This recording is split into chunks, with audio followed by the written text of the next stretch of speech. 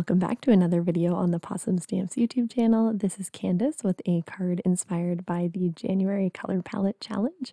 So let's get started.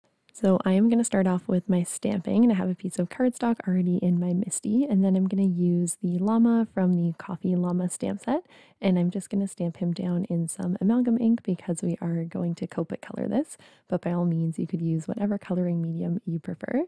I just like to give him a little bit of depth by adding some color around the curls on the edges and around his face, and I find that that's a really easy way to color this image without putting too much fuss into it. You could also do some stippling to add like kind of a fur texture as well, which I know I've seen others do in other cards. And I think I have another card on the channel where I colored this with colored pencils, so that's always an option too. And of course, this color palette is inspired by this month's challenge. I will link to it down below. You have another few days to enter, and all you have to do is use some Possum Stamps products to create a card inspired by our color palette and post it on Instagram using the hashtag. So make sure to check out all the details in the blog post down below, which I'll link to.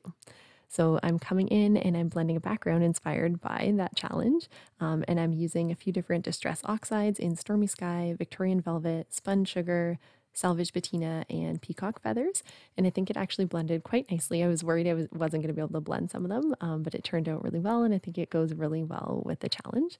Then I'm coming in with some rectangle dies that I have, and I'm going to make a shaker. So I cut 5 out and glued them together, and that's going to form my shaker well. And then to the one in the front, I glued some acetate behind. And then I glued my llama down on top. And to make sure all of my sequins don't go to waste and just kind of fall behind the llama, you can see that I cut out a piece of foam tape, or it's actually just fun foam, but you could use foam tape as well. I find this is less sticky so the sequins don't get stuck.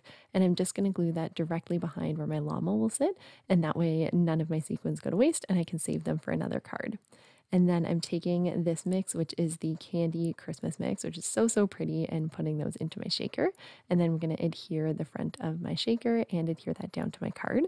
Of course, I've got to come in with a sentiment, so I am using the macaroon stamp set, and I'm stamping the Happy Birthday in Versamark ink, and I'm going to white heat emboss that. This is like my go-to birthday sentiment on, I swear, every card that I make these days. And I just cut that out, and I'm going to pop it on top of my shaker.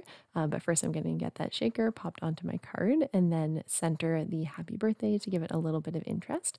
And that is the final card. We always appreciate the time that you spend here with us. Don't forget to subscribe so you don't miss any future inspiration from the design team. And of course, check out the challenge, and we'd love for you to play along and post your creations on Instagram.